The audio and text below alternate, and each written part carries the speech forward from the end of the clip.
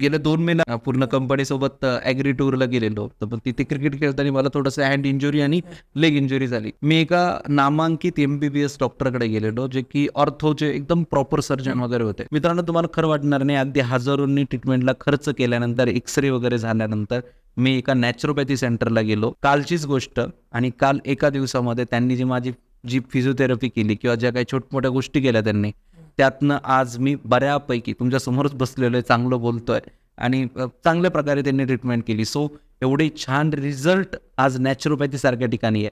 पण हा नॅचरोपॅथीचा कोर्स करायला कोणीच तयार नाही आहे. आपल्याला करायचं काय? MBBS, BMS, BHMS, बाकी पुढं आम्हाला घेणं देणंच नाही. BHMS म्हटलं तरी त्यांना कमीपणा वाटतो. पण ॲक्च्युली किती कोर्सेस आहेत. योगा आहे, म्हणजे आता मी ज्या ठिकाणी गेलो तिथं DNY नावाचा तो कोर्स आहे. 1.5 वर्षाचा कोर्स आहे. DNY म्हणजे diploma in naturopathy and yoga.